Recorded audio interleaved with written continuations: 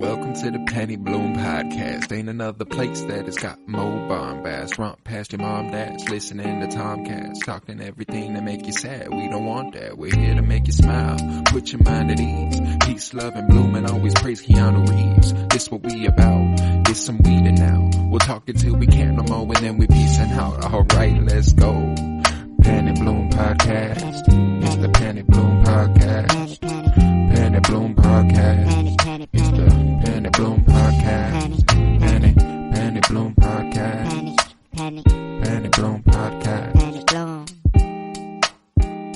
Hello, everybody, and welcome in to the 145th episode of the Penny Bloom Podcast. 'Tis I, Colton Robertson, and I am joined by Joseph George. What is up, homie? What's up? I am ready to get into this big bracket. Hopefully we'll be here for a while discussing this. So, it's the round of 32. If you're joining us for the first time, we ask that you would go over to the Penny Bloom Podcast page and check out episodes 142 and 143, where the round of 64, part 1 and part 2 are available. And if you want, you're a Marvel fan, you're here, check out episode 144, where we get into a spoiler-filled conversation about the Eternals. That'll be on episode 144. But today is the round of 32, and because Eternals was just released and we hadn't seen it by the time we made this bracket, sorry, no Eternals characters are making any appearance. However, I'm sure that would be subject to change. So let's just dive into this round of 32. I think back to our Star Wars bracket. And our round of 32 on our Star Wars bracket took us a little more time than our round of 64.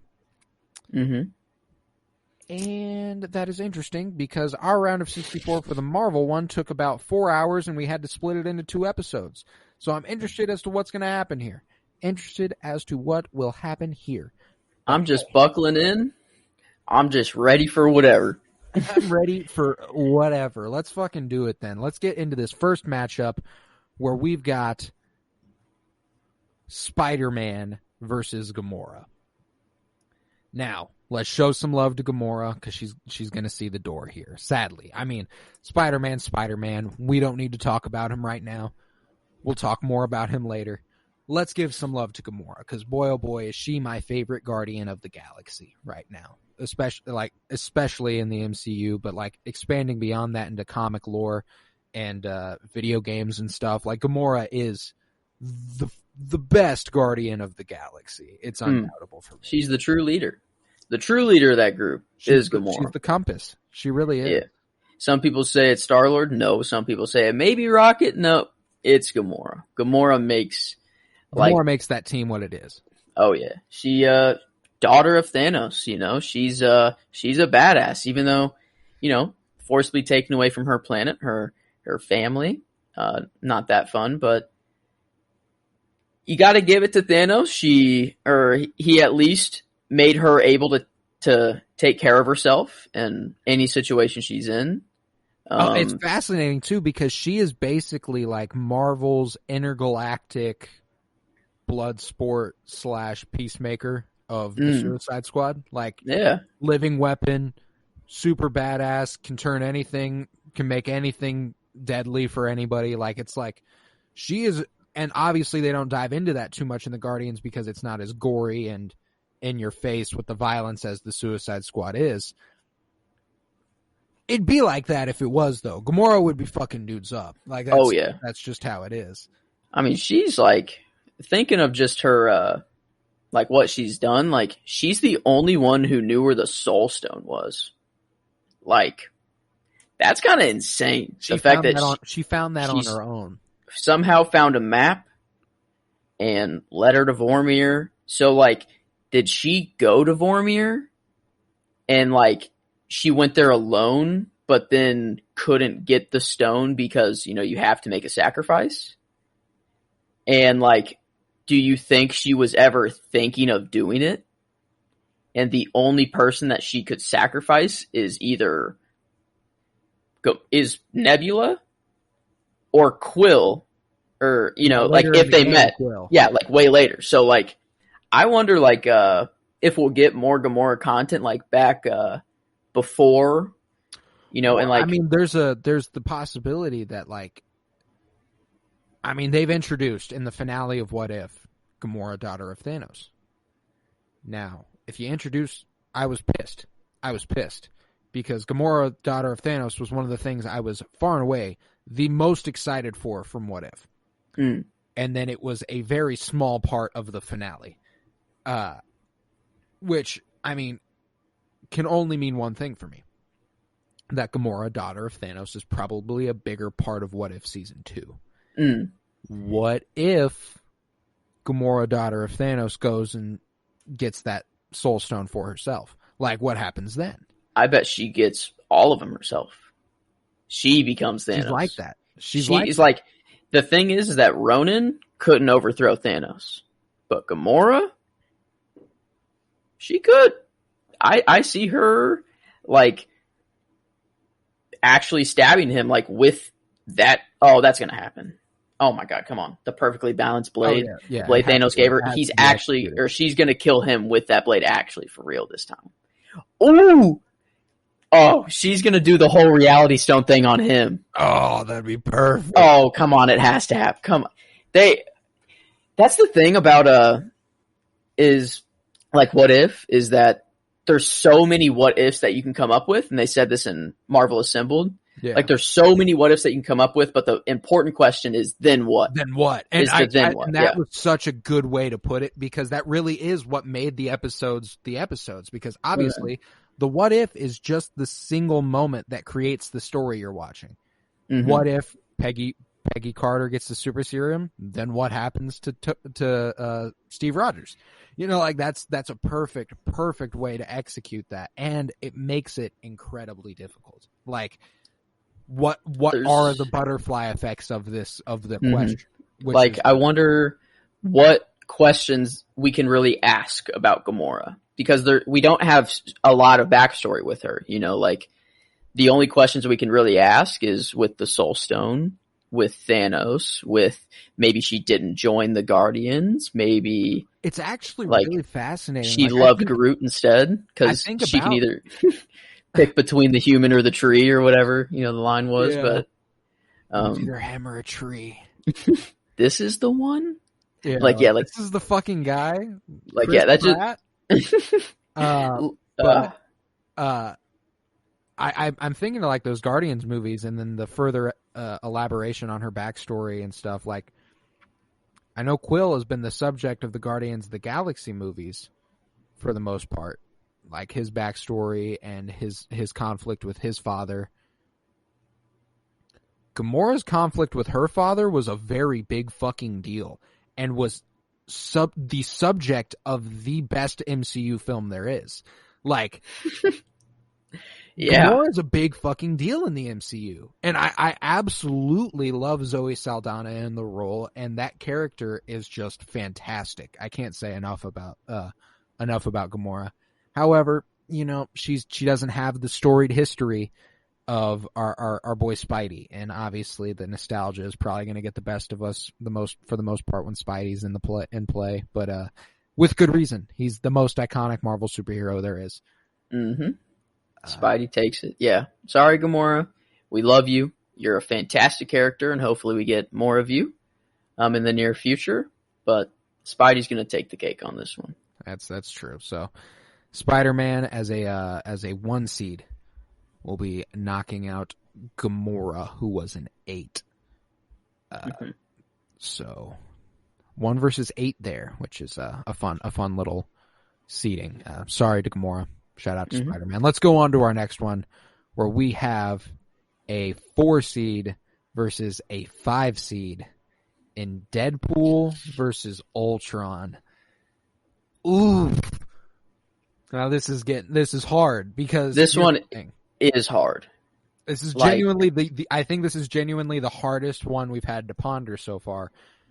Just because they're 2 drastically different characters, a couple of characters who haven't met on screen.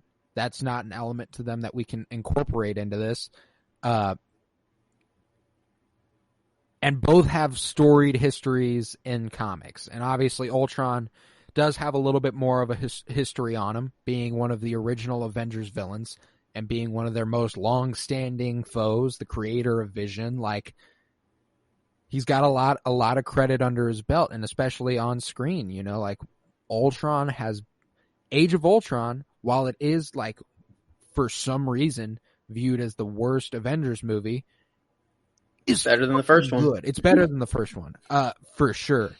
And I mean, and then with What If, with what we get of Ultron, that's some of the best content ever. However, Deadpool 1 and 2 are two of my favorite comic book movies of all time. That is what makes it hard, is that, like, I love both of these characters very deeply. Obviously, I love Ultron, and if I were to pick a winner, I'm gonna say it's Ultron here. You know, I'm not gonna put my boy down. But like, for the purpose of this, I'm taking myself away from all my Ultron tendencies and thoughts. And like, I'm thinking pre What If, I think Deadpool wins this one. But I really do think Ultron's What If performance, like, it does take his character to a new level. And like, he, like, in the cartoons, like the animated, like, cartoons, like, Ultron's huge in those. He's huge in the comics. Like, the concept of Ultron, I think, is just cooler. But that's just me. No, I'm with you. I'm with you. And like, it ultimately comes down. And what sucks is these are such different characters. Like, it's a shame they have to face off this early, because neither one of these is a character that should be removed in the second round. This is hard. Yeah, this is tough. They're going. I mean, this shouldn't matter. They're going against Spider-Man, though. They're going against Spidey. But that makes this decision kind of important, because like, this is the matchup that matters. The next one, who cares? Yeah. But like, this is the one where we needed to actually, like, pick the good winner from. I think it's also a matter of what you're interested in. Do you like the villain? Do you go with the villain when you're faced with these opportunities, or do you go with an anti-hero who breaks the fourth wall and makes jokes about sucking dicks and fucking Logan Wolverine? Like, the honest winner here is Deadpool. Like, I don't want to say it. It hurts me. I'm devastated. But, like, legitimate, he wins this one. Like, I think you're right. But like, I know that you're the one who latches onto Ultron, but I also don't want to let go of him here, because I think that of our villains in the franchise, in the movies, Ultron is the scariest. On screen, he is the most frighteningly portrayed. The concept of him is horrifying and relatively realistic. Not relatively realistic, but like closer to happening than a mutated X gene that helps this dude like fucking come back to life over and over. You know what I'm saying? Like, so there's this element of like, and he's not some giant purple titan who has 6 Infinity Stones, and he's not an Asgardian god. Like, he is AI. Dude had access to 1 stone and did what he did. And that's the thing, is that Ultron's knowledge was limited to Earth. He only knew of Earth. Like, is the thing. In Age of Ultron, at least that of what I'm talking. No, yeah, I feel he only knows of Earth because Earth doesn't know of outside life yet. Or at least the public doesn't know, so Ultron doesn't know. Yeah. And, like, it makes the What If episode, like, way more, like, it just, the weight of it, of him, like, realizing after he kills everyone on Earth, like, oh, there are worlds beyond my own. And then he kills every world, and he's like, oh, there's universes beyond my own. Like, he literally... And the way they explain that in The Assembled, where, like, He basked in the infinite silence of the universe. There was nothing happening in the universe because he had killed everything. And because it was so quiet everywhere in his universe, only then could he hear the Watcher. And it's like, holy shit. You know what? I am comfortable letting Deadpool win if I can just nerd out about Ultron real quick in the What If episode and give him a farewell. Do it. Just the utter destruction that this guy can just. The thing that doesn't hold Ultron back is that he doesn't have any morals. He's not a human that has complex thought. He's a computer that is pretty analog or pretty binary. He just makes his decisions based on what he knows. And as he expands his knowledge, he only becomes more powerful. And that is why, that's why I just love this character so much, is that whenever we see him almost destroy the entire Earth, he has one stone and he really didn't use it. Barely used the Mind Stone, really, and he ended up losing it to Vision.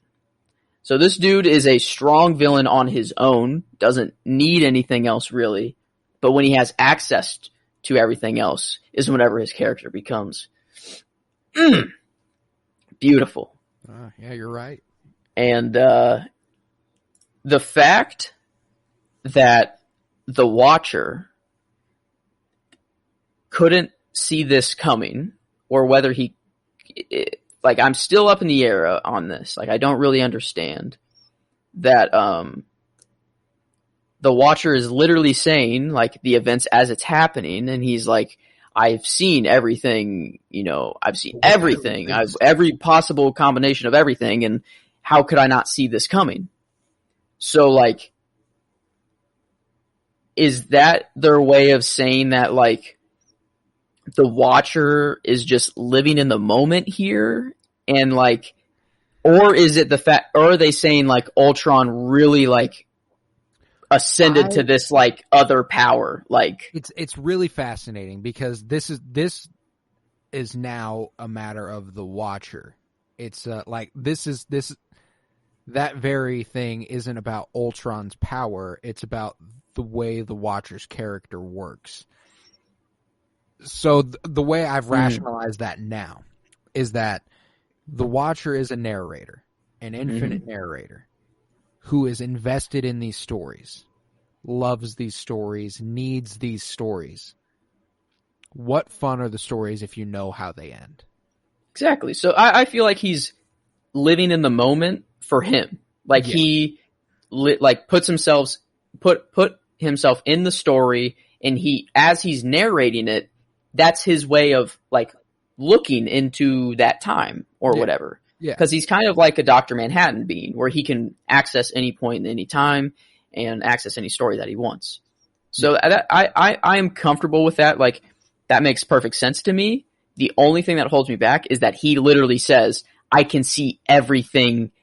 I know everything. I think that was just a matter of just a little bit of a flawed dialogue. I think they didn't really think of the implications of the line. I think it was they were trying to portray how powerful Ultron is without considering exactly how that would make us think of the Watcher. You know what I'm saying? Yeah, true. And there's a whole nother season of What If coming, so there's so much more that they can do. Well, apparently season 2 is according to Marvel Assembled, pretty much all worked out. They know what they're doing already. It's just a matter so I wouldn't be surprised if we get What If season 2 even fucking next year. Given just the way that Marvel Studios has installed that second branch of fucking animation studios and stuff. I think that's a fair assumption. But the only thing that I'm scared of is that we might have gotten the last Ultron content for a very long time. Yeah. He might not be coming back for a very, very long time. if it is in live action, it's not happening anytime soon. Yeah. So yeah, I'm happy with what I've got. Obviously, that episode was just, it was like meant for me to watch. I enjoyed every second of watching everyone die. I loved it. It was awesome. Just the idea, like just the instant kill of Thanos, the no thought, just interesting. Like the absolute binary of Ultron is what makes him cool. Like the fact that he's so set is like what makes his character interesting. And like, I love that concept in general of, you know, AI and all of that. So obviously I gravitate towards Ultron, and that dude is my boy, but Wade, you're taking the dub here. You're taking the dub here, and we'll definitely talk more about you in the Sweet 16. I'll leave it at that. We'll definitely talk more about you in the Sweet 16. But, so yes, Deadpool, the interestingly enough, the 5 seed advances ahead of the 4 seed. So we've got another upset here with Deadpool moving past Ultron. It's all right. I'll cry myself to sleep tonight. It's okay. No, but yeah, Deadpool, you deserve it here. You do indeed. So let's move on to our next matchup where we've got a 3 versus a 6 in Hulk versus Venom. Okay, This is fun. I'm gonna tell you, this is another one where you're dealing with just different characters. Mm-hmm. But there is this duality to both of them that is interesting. You've got the Bruce Banner Hulk dynamic, and you've got the Eddie Brock Venom dynamic. And on screen, as it's been portrayed, obviously Hulk's had more time to get his shit worked out in the MCU, and Venom is only more just now coming into his own as basically Venom Let There Be Carnage is practically a breakup movie and them trying to recover and then them getting back together. So it's funny how that movie was kind of structured like a romantic comedy. But it's hard. It's hard. This one is actually a little tough, and the matchup is cool, like having both of them having like a little duality to them. It's just kind of cool the way it worked out. Yeah, that they're matching up. But like, if we're going off like iconicism, like I don't know who wins here. No, they're both iconic. That's the thing, is that like Venom, like, and they're iconic. And this is similar to the last thing. They're iconic for different reasons. Like Hulk is this historic, storied character that has had several live action adaptations, several animated adaptations. Like this character has been everywhere. But you know who has appeared in a plurality of live action films and in several animated series and all over video games? Venom. So it's like these are both storied, iconic characters. So it's just so difficult here. I mean, if we're going on screen, Hulk does not have a good, like on a great leg to stand on. Yeah, on screen is not where the Hulk shines.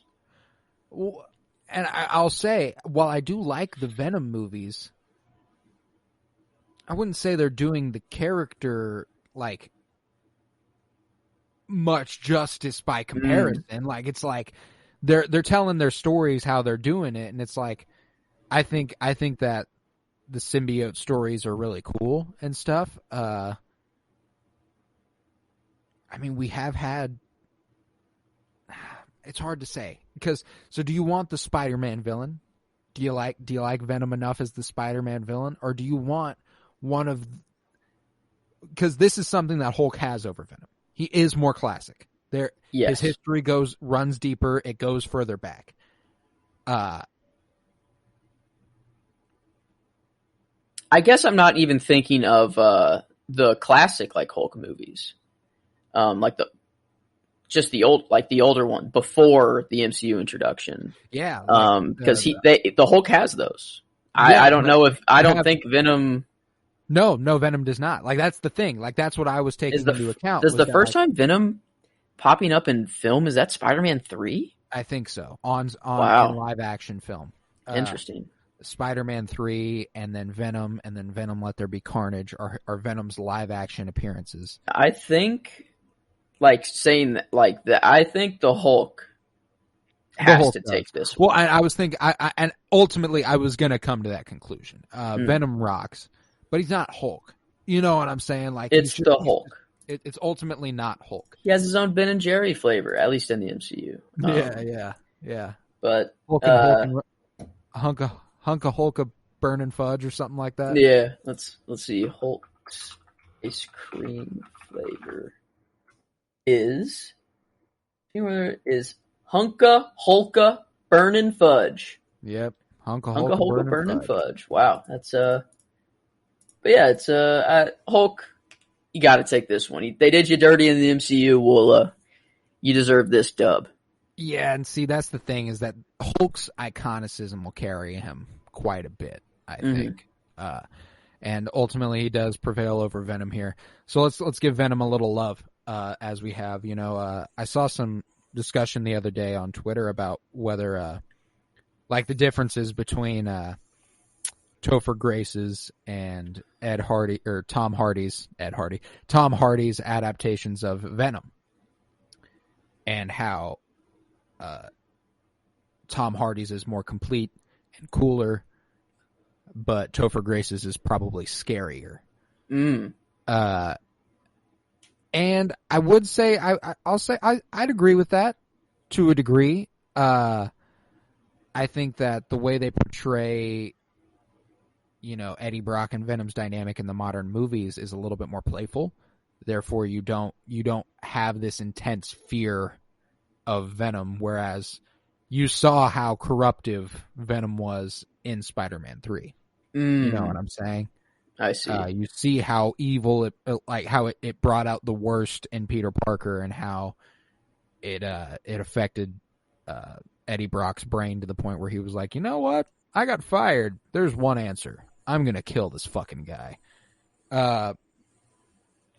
All very interesting. But ultimately, it's just not enough for me. Venom is a cool character, and I look forward to what's to come very soon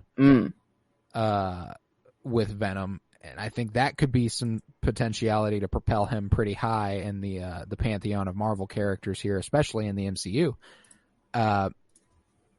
But you know, Hulk could be getting a little bit of a revamp here with the upcoming She-Hulk, and he's gonna continue being a part of the MCU, and who knows, maybe we get an exploration and further building upon his character. I don't know.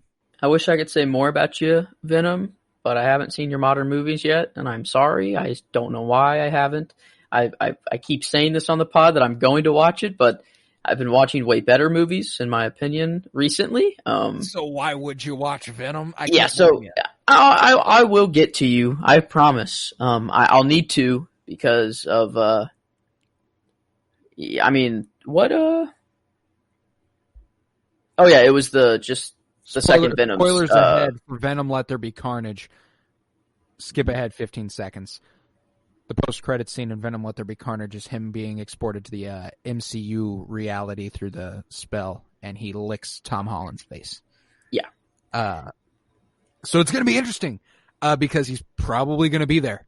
You know what I'm saying? Like, never mind. Wow. Yeah, I just shouldn't have. I was about to say, I'm going to stop. It was about the Eternals, so. Okay. Oh, cool. I really don't want to hear that. We're going to, fun fact for everybody listening, we're going to see that later today, but for you guys, we will have seen it 2 weeks earlier from the time that I'm putting this episode out. Hello, future self. It's all very confusing. We're doing some mad self. time traveling lately. Months in advance, months ahead, weeks ahead. It's we're doing some time traveling for sure. And you know,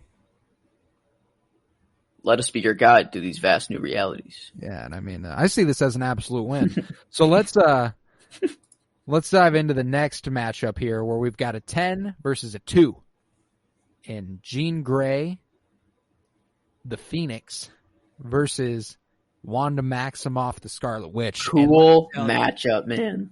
No, this is the dopest matchup there's ever been. If there's ever a live-action adaptation where these two face off, oh, boy.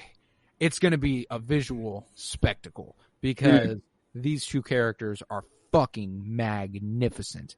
And if we're going strictly on-screen adaptations, the easy choice is Wanda Maximoff, Scarlet Witch. However, we can't dismiss the history of Jean Grey and the Phoenix, and since this will be out on November 22nd, I gotta direct the people to about a week from now. The last day of November, there will be an episode of Mutants Monthly number 4, in fact, where we will be discussing the Phoenix and all its aspects in an episode titled "Fear and Loathing in Dark Phoenix," which I'm very excited for, and we will get a deeper dive into Jean Grey's character there. But let's go broad strokes here on the whole. The Phoenix is dope. It's a really, really, really cool concept, and it's something that the MCU seems to be playing with a little bit in regards to this Scarlet Witch reveal of Wanda Maximoff in WandaVision. Yeah, I mean, Jean Grey, like, not even arguably, she is the strongest human being to ever, like, exist. She has the most powerful power in a human that's ever existed, and just the Phoenix power, like, in itself, like, is such a cool concept. But putting that in a human, a young human, a character who was, brought up to be weak, the weakest of the group initially, she always fell behind, but then now she's literally the most powerful, and she can stitch back the fabric of the universe if she wants to. Exactly. So like, off power, like, Jean Grey probably is gonna beat Wanda. We don't know. We don't know. Like, yeah. Like, it's this would be like, this is the only matchup in Marvel that, like, I care about for the number 1 spot. Like, Captain Marvel, Thor, they're not even in this conversation.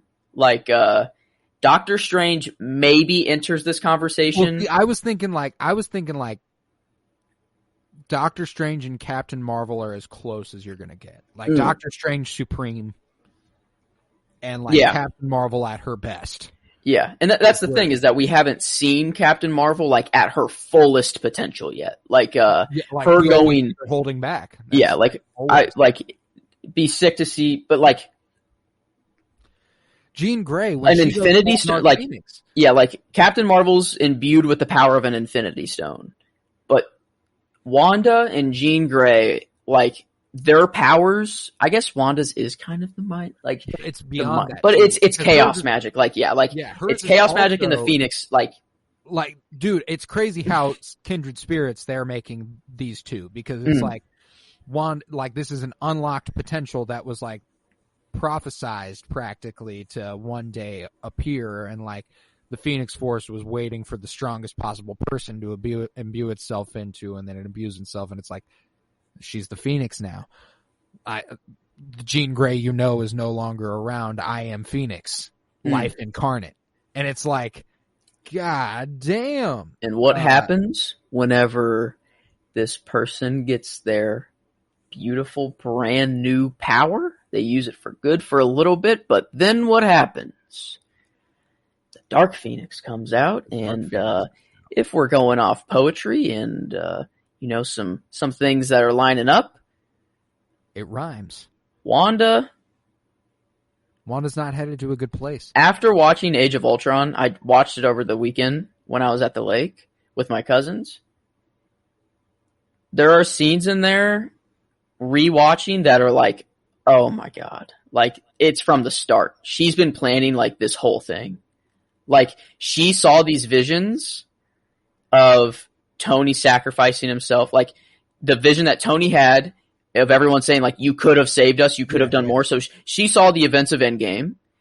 Thor, like, in Thor's vision is Thanos gathering the stones. Like, Wanda saw all of this, and she saw, oh, if I let Tony take this, then he will eventually die. All of his friends will eventually die. and I become mega powerful. Whether she's changed from then, obviously that's the question. Has she changed? All of that happens before she's met Vision. I know.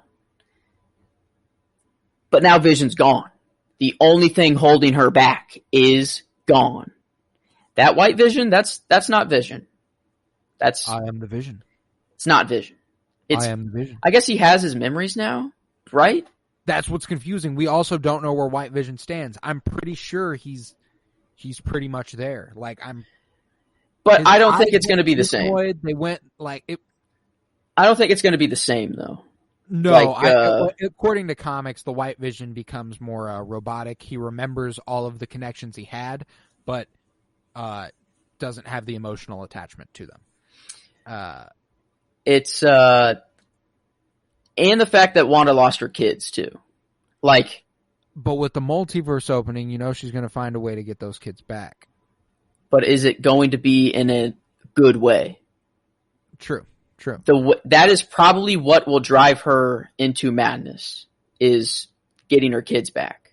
It'll drive her to use the darkest of dark magic. Yeah, you're probably right. Yeah, you're probably right. But I look forward to whatever stories they have with Wanda Maximoff in mind. Because on screen,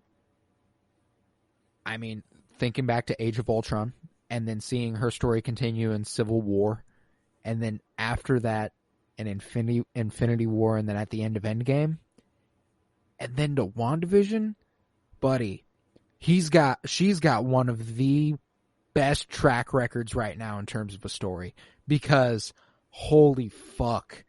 And she's going to be like the centerpiece. Credit to WandaVision for this, because I did not realize it. I knew she had a good story. I knew she was dope in Age of Ultron. But the connective tissue that has continued through Civil War and Infinity War is so important, and I just wasn't giving it whenever we're in Copenhagen at the beginning of Infinity War and it is Vision and Wanda, I'm thinking, oh, this is sweet, but I'm not thinking this is impacting this character in a really, really meaningful way, and it will come back to haunt everyone. Mm-hmm. You know what I'm saying? Now it's holy fuck. And for that, the on-screen stuff just elevates Wanda to a different level. Jean Grey can't stand a chance, because X-Men's adaptations have just been quite horrid live action, to be honest. But more on that at the end of the month in Mutants Monthly number 4, Fear and Loathing in Dark Phoenix. Scarlet Witch, to be clear, I am never I don't think she's becoming full-blown villain. I think she just becomes more of an anti-hero for a little bit. Yeah, she's sympathetic. She's doing anything she can to achieve her goal. Yeah, I don't think she's going kill everybody, full villain mode. Her character has progressed too much to do that. I don't think they do it, but yeah, I think, she wins here. She's entering her prime, and she still has one of the best, characters in the MCU, and she's about to be the centerpiece of the next probably couple phases. So I'm excited. I'm very excited for Multiverse of Madness, seeing what happens there. I don't think I think the next time we see Wanda is No Way Home's post-credit scene. I think that's the next time we see Wanda, and it should. I'm just super curious to see what they do with her, and I think Jean Grey's story will have a very heavy toll on what they do with Wanda here. Towards the end anyway, for sure. Because the way they've built up Wanda, she'll be around a while. A while. She is the Scarlet Witch. Yeah. Does she live forever now, or does she still age? No, she still ages. She'll still age and stuff, but there's probably magic she can access to kind of go full Red Woman type shit. Woo! Yeah, the future is bright for both of these characters, hopefully. Oh, dude. I can't wait for the MCU to finally get their hands on Jean Grey, because we're going to need her. Done justice. We're going to need her. Another really cool aspect of these characters is that, their first appearances are literally 3 comics apart. That's awesome. Jean Grey appears in Uncanny X-Men #1, and in Uncanny X-Men #4, Scarlet Witch Wanda Maximoff is making her first appearance as a member of the Brotherhood of Evil Mutants with under Magneto. So, like, they made their first appearances within months of each other in the same comic run as foes. It only made sense that they'd be facing off here, and Scarlet Witch had to go. Had to go on. So sorry, Jean Grey, but we'll talk more about you later this month. How about talk to us in 5 years? We'll come back. X-Men are in full swing in the MCU. Mm-hmm. Let's go on to this next matchup. We're now in the bottom half of the bracket here. The last 4 matchups before the second half of the round of 32. And we'll probably end up splitting this into 2 episodes again, part 1 and part 2 for the round of 32. Mm-hmm. So we'll finish this side of the bracket, and I'll ask you to head over to that other episode. So let's go with a 2 seed versus a 10 seed here with the easiest matchup so far, Black Panther versus Odin. Mm-hmm. And this one is, so far in the round of 32, the easiest. It's Black Panther. And I mean, Odin's dope. Mm-hmm. Super cool. And obviously, I mean, I guess, yeah, we could talk about Odin a little bit since he's going away. It's fascinating because Odin is truly far, far more fleshed out than Black Panther is because, there's whole mythologies based around him. Yeah. Going off MCU alone, I think the coolest thing about Odin is that he's like the unofficial first guy to have every stone. Like, it's not confirmed. They, with the gauntlet joke with Hela and everything, like, fake. Yeah, so, like, no one can convince me that Odin has at least had every stone in his possession. I don't necessarily think it's all at the same time. I don't think he had all 6 at once. He could have. But this dude, he's gathered all of them. And you see in his life, his children, his powers, like, his friends are all imbued with powers of the stones. Heimdall is literally the soul stone. Like, straight up is the soul stone. Loki is the reality stone.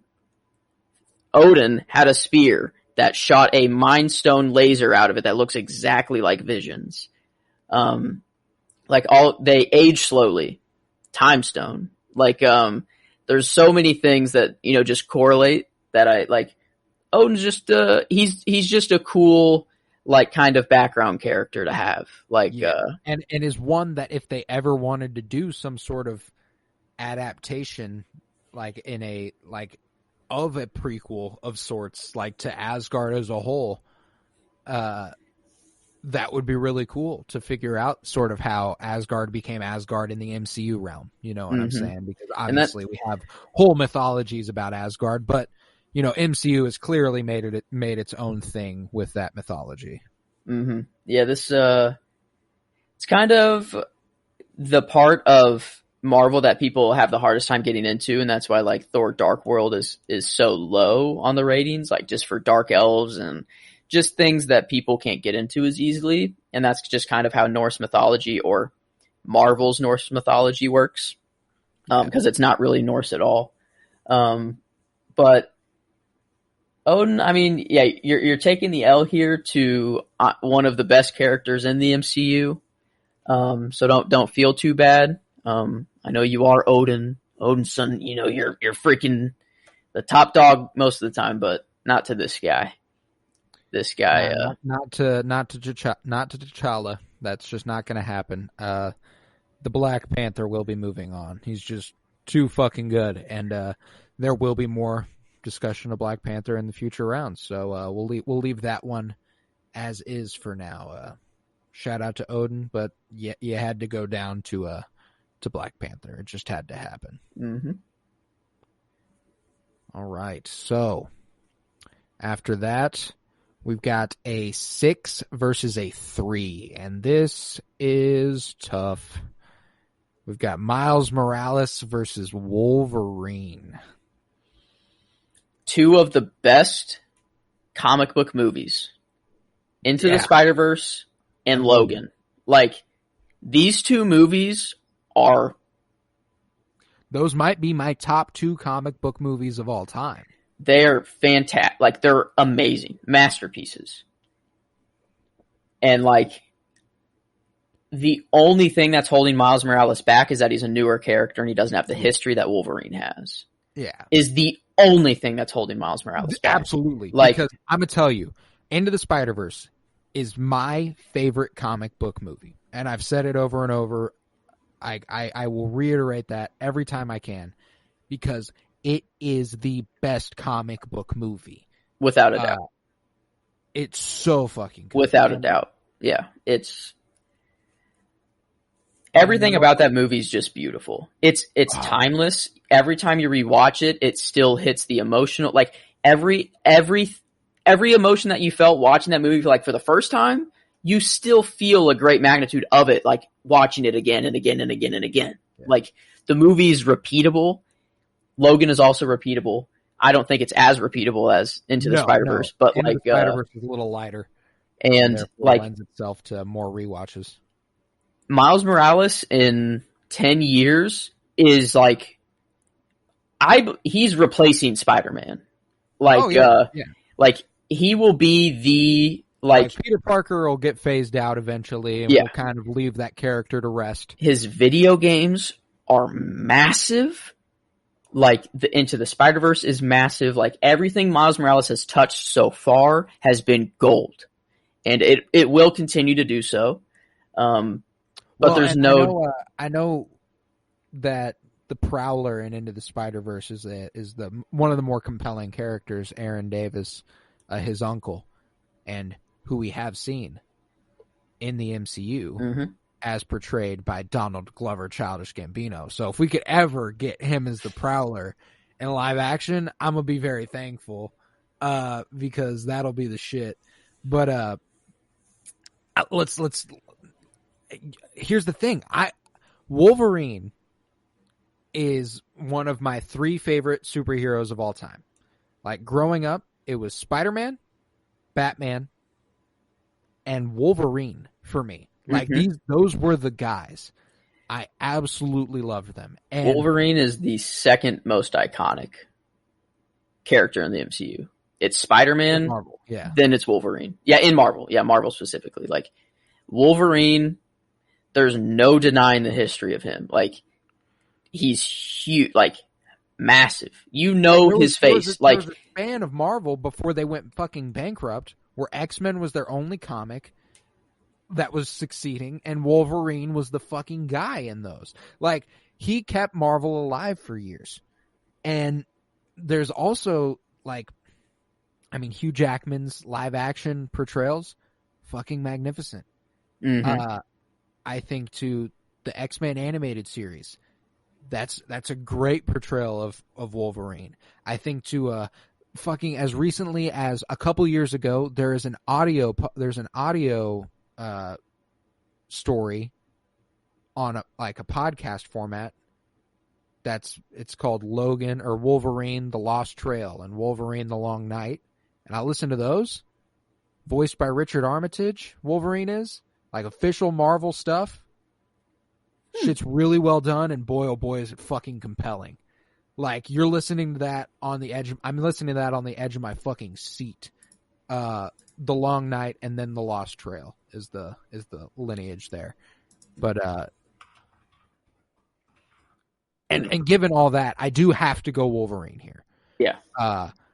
I will say though, Miles Morales has come out fucking swinging for as new a character as he is, because his first appearance wasn't until like 2011. I don't think. Like, yeah, it's 10 years ago. Sad to see him come up to such a powerful opponent so soon. Because I think he like Miles could have been like a true like upset many times. Like, it happened to work out this way where he faced Wolverine in round 2. Which is just a shame. This next one is so far that's that one and Ultron are our biggest losses so far here early on, I'd say. And I mean Jean Grey too, but it was such a fun matchup to have her versus Scarlet Witch that I don't really mind. let's talk the next one. Oh man. We got a 4 versus a 5 in Sam Wilson versus Magneto. Oh fuck. I'm gonna tell you. You catch me a year ago. It's Magneto. Mm-hmm. And there's no doubt. Mm-hmm. Falcon and Winter Soldier. It's my favorite out of the 3 shows that have come out so far. You catch me now, I'm going Sam Wilson. Mm-hmm. Which is like, I never would have anticipated that in my life, that Sam Wilson would overcome Magneto as a favorite character of mine. But it's definitely happened. The Falcon and Winter Soldier is the best of the 3 shows to come out. After rewatching all 3 of the shows, it's the Falcon and the Winter Soldier. No, like, I rewatched that finale just the other day. The other day I was going through like comfort episodes of TV, so I watched that. I watched an episode of The Mandalorian, an episode of Rebels, The Clone Wars, so on and so forth. I watched that finale. That man's going to be the heart of the MCU for a while. Yeah. Like, I'm excited. I am so excited. I even just thinking about that episode of television gives me goosebumps and like nearly brings me to tears thinking about how good he was in that finale. Yeah. Like, he owned it. Like, he killed it. There are like 4 separate moments in that episode, at least, that bring me to tears. Oh, I bawl my eyes out every time in that episode. Dude, that whole show, like goosebumps I get that first time his wings expand and he throws the shield through the window, and the dude's like, "Oh, who are you?" And he's like, "I'm Captain America." I'm like, "Fuck yeah, fuck yeah." Yeah, that was man. That, like, WandaVision and Loki are cool. They have really cool things that happen in them, but the story and the grittiness, maybe that's not the right word, just like the trueness of Falcon and Winter Soldier. See, like, there's this thing that Marvel is getting into where we're getting this multiversal and mystical shit with WandaVision and Loki and Doctor Strange Multiverse of Madness and Spider-Man No Way Home. And Spider-Man No Way Home might be the best example of blending. Blending the grounded, real shit, like, you know, the meme where it's like, Thanos, Infinity Stones, wake the fuck up, Peter. It's 2004. I'm gonna throw a fucking car at you. Like, that's just what Spider-Man villains are, you know. So them coming through in a multiversal way is really funny. But like, and then you get the Falcon and the Winter Soldier, and you get the Black Widow, and shit like that. It's grounded. It's grounded, and it'll always feel more real. And especially, and like the Falcon and the Winter Soldier, more so than anything in the MCU, was a more progressive swing than they've ever taken. Like, it was an emotional story that made me cry very often. Not just the finale, like throughout the entire show. Like, but we're talking about Sam Wilson here because, you know, that's the matchup, but like Bucky's other half of the show, like Bucky's storyline was amazing too and heartbreaking and like, oh my gosh, like this show, it didn't need the flashy multiverse or Vision and Wanda. Like, it didn't need it. It was off the story alone that like carried the show. And absolutely. Bucky and Sam Wilson, they killed it. They're perfect. Yeah, like Magneto, I mean, I don't think we've really done him justice yet. No, we haven't really talked because there is an episode where, like, me and Aurora, Mutants Monthly #1, where we talked about Professor X and we talked about Magneto for an entire episode. I see. Yes. So, I mean, like, you get what you want to say about Magneto in. I've said what I need to about Magneto, and that's over on like episode 130 or something. Mutants Monthly #1, Professor X versus Magneto. I just what I love about Magneto is that he can come into the MCU and just destroy. Like Iron Man, you're literally crushed to a pulp. Cap, your shield, sorry, not very useful. Wow. Mjolnir's up in the air. But like literally he can like take out everybody in an instant. Like this dude is powerful. Like, and his story, like his storyline, like his origin story. His history is devastating. Yeah. Yeah. Like he's like the makings of the character are fascinating because they are similar, not similar, but like of the same spirit that I'd say, Aaron Kellyman's character was in The Falcon and the Winter Soldier. Protecting people in a revolutionary way and trying to prevent further pain for people and the people who are oppressed by these governments. Like, and I think that's exactly what Magneto stands for. But on the mutant side of things, you know what I'm saying? And obviously his history as a Jewish man who was a survivor of the Holocaust, like that shit where he's got the number on his arm tattooed, and he's like, I'll never let another person take a needle in my skin again. Mm-hmm. I'll never let that happen again. Like X-Men storylines are just way cooler. Like no, yeah, like the X-Men is the best Marvel property, and the fact that the MCU hasn't even adapted it yet is fucking amazing because it means we have such an amazing thing to look forward to. And while we're on the subject of Magneto, I guess the last thing we can say about him is like, you think he's gonna be Wanda's like dad still, and like how are they gonna bring him in? You know, it's an easy ride around. They absolutely could. He left, and these are your adoptive parents. They never told you because you were never old enough to learn, and they died too young. I guess the only thing that's like still holding me back is like, where have the X-Men been and why haven't they been around? It's like, how are they going to explain that? Yeah. It has to be a mutant creating event. Like, but then how is Wanda like, if it's a mutant creating event, then that means Magneto isn't Magneto yet, but Wanda is Wanda already. Yeah. So Magneto's just Wanda's dad. Well, Magneto would have already, Eric Lenscher would have already had. Oh, that's true. Gene. That's true. It wouldn't have been activated. That's true. Wait, so his origin story doesn't work though. No, see, that's another thing, is that the MCU is going to be interesting because they are going to completely redo these characters. Eric Lenscher probably won't be a survivor of the Holocaust in the MCU. That's probably just not something that's going to happen because of the timing of it all. Like, if you did, you'd want someone like the guy who played him in the original X-Men movies because he'd have to be that old. But going forward, they're probably looking for someone a little on the younger side instead of Ian McKellen. Yeah. So it will be interesting to see however they decide to play with that. But I think that it is interesting that this period of the snap, there's probably plenty of origin stories there, as we've seen with Monica Rambeau, and as I'm sure we'll keep seeing with characters as they're introduced. Like, this will probably be the traumatic event that propels a lot of people to become who they become. You know what I'm saying?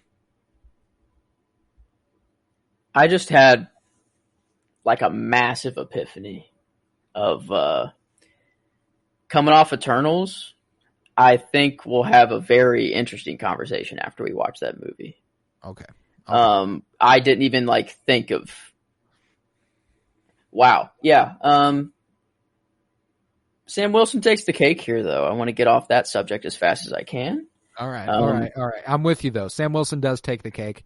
Yeah. Magneto rocks. Historic, storied character. First issue of Uncanny X-Men. But I gotta say, it might be recency bias. Mm-hmm. But fuck, I can't get too past good. Sam Wilson right now. It's too good. Yeah, he's too good. Sam Wilson. I love that man. Love that man to death. Last matchup. Quickly becoming one of my favorite MCU characters there is Sam Wilson. But let's get on to this last matchup of part 1 of the round of 32, which will take us here just over an hour, which is perfect. We've got a number 1 seed versus a number 9 seed, and Iron Man versus Shuri. The next Black Panther? It's looking like it. Future Black Panther versus dead character now. Yep. Yeah. So we're talking about the future, and then we're talking about all the history. And here's the thing: it's easy. It is Iron Man. Mm-hmm. Let's give Shuri her love, and like I want to give this some justification too. I do have some reservations about Shuri becoming the Black Panther. Not serious, like I'm okay with it, obviously. It's just that thus far, I wouldn't say she's gotten a in-depth development. And I know T'Challa didn't before he became the Black Panther, so that's a little hypocritical and stuff. But like, she has just been a wisecracking, funny person who is really smart, and don't get me wrong, she's been awesome. Like I've loved what she's done, and the fucking like things she made that shot off her wrists, that was fucking cool. She's basically like the Tony Stark of Wakanda. And like she like has access to way cooler technology, and like now that it's open to the world, and Shuri is basically the like what Tony Stark wanted to be. Like this is a cool matchup. Like it's kind of poetic in a way. I agree. Like Shuri, the character that I want to become the Black Panther, I forget. Is that her name? Lupita Nyong'o. Yes. Is that Nakia, the chick who was undercover at the beginning of the movie, who T'Challa had to go and save, who was like clearly set up to potentially be a Black Panther and had the spirit of a Black Panther and opened the world to Wakanda. The fact that Marvel has like altogether ignored that character entirely in like the Falcon and Winter Soldier and in Infinity War and Endgame is interesting to me, and I don't know why they've done that. My guess, I think she's pregnant. Oh, Lupita Nyong'o? I think this is how, like this just makes sense to me. That she's pregnant. Nakia. Yeah, she's pregnant. Okay. No, not in real life. Yeah, she's pregnant in the MCU with T'Challa's baby. That's how they'll carry on the legacy of T'Challa. Like, kind of cool. It will make her unable to become the Black Panther at the time because she's pregnant. Shuri will step in to be the temporary Black Panther, then will step down once the baby is born. I feel like that's just the next Black Panther movie. Like, literally, like, I don't know why. I just have a feeling that like she's pregnant, Shuri's going to step in for a little bit, and then she's becoming the next Black Panther. Like that would make. Oh, the other thing here is that Shuri is very young. Mm-hmm. That's just the other concern for me is that like if she's to become the next Black Panther, y'all are going to have a child as the Black Panther, which I'm sure has happened in the history of Wakanda throughout their history of kings, and there'll probably be a note of misogyny at some point coming in as an opposition to Shuri becoming the next Black Panther or something like that. Has there ever been a female Black Panther? I don't know. Well, they worship. I guess in the tree, goddess. They worship a goddess, Mother Bast. So like, there's probably not a ton of misogyny in Wakanda. That's right? true. Yeah, no. They seem like they're kind of past that. Yeah. Like, yeah, I don't know if there's ever been a female like Black Panther, but like Milaje, like they've got the whole. They're past misogyny. Yeah, they're past misogyny. I think it's just like the writers of the story, like at the time, like the reason that there's still only men as Black Panther is just the writers of the story being misogynistic, not actually Wakanda being misogynistic. Not Wakanda being misogynistic. Yeah, you're right. So the future of Black Panther is very interesting. And I can't wait to see what they do with Shuri, whether she does become Black Panther, whether she's just like a world ambassador, for science and STEM and stuff. I think her character is going to be very important to the MCU, regardless of what she becomes. So I'm with that for sure. I can say that'll almost certainly be the case. But yeah, she doesn't take it over Iron Man, I don't think. And with that, we conclude part 1 of the round of 32. So let's read that back real quick. We had Spider-Man winning over Gamora and Deadpool winning over Ultron, which means our number 1 Spider-Man will face our number 5 Deadpool in the Sweet 16. Goodbye, Ultron. Goodbye, Ultron. Sad to see you go. We got a number 3 seed defeating a number 6 seed, with Hulk defeating Venom, moving on to face Scarlet Witch, who defeated Jean Grey. So next round, we've got Hulk versus Scarlet Witch and Spider-Man versus Deadpool. And sorry to see Venom and Jean Grey go so early, but it had to be done. Some characters have to get got. That's just how this thing works. We got Black Panther winning over Odin and Wolverine winning over Miles Morales, which we'll see Black Panther versus Wolverine in the Sweet 16, which is gonna be a fucking bitch for me. I'm gonna cry. And then to top it off, we got Sam Wilson winning over Magneto to face Iron Man, who defeated Shuri. So Sam Wilson versus Iron Man. And boy, oh boy, is that going to be a fun side of the bracket for the Sweet 16. That's Spider-Man versus Deadpool, Hulk versus Scarlet Witch, Black Panther versus Wolverine, and Sam Wilson versus Iron Man in the Sweet 16 next week. So, if you will, I ask that you go head over to the next episode, the Round of 32, Part 2, where we will continue this for presumably another hour for you on that other episode. So if you would, head to patreon.com/CoraBloom, where you'll find over 20 hours of exclusive content. Very, very fun. We did the whole planning for this bracket on Patreon. We did all the seeding and all working out which characters we were going to use. And we know we've missed a couple. And we're sorry. It's hard to think of every single one. It's hard to think of every single one. And Killmonger should be on here. Killmonger should have been on here. The Ancient One should have been on here. I'd say, Carly Morgenthau probably should have been on here. Dang. Maybe even John Walker should have been on here. But maybe Sharon Carter and Peggy Carter. And there's a lot of characters. We missed. There's a ton of characters, and we missed a couple. But we wanted to get more than just the MCU in here, and we really thought about that. So that's how that went down. Head to Twitter. Follow @PennyBloomPod, where we're posting all these matchups for you, where you can vote on, so we can see if the public agrees with our opinion here. Go ahead and vote on those. Follow @PennyBloomPodcast on Instagram. I was Colton Robertson, joined by Joseph George. Thank you very much, buddy. Thank you for having me. Always a pleasure. Always a pleasure, and I'll talk to you in just a little bit for that Round of 32, Part 2. Head over there now, and remember, peace, love, and bloom, and always praise Keanu Reeves.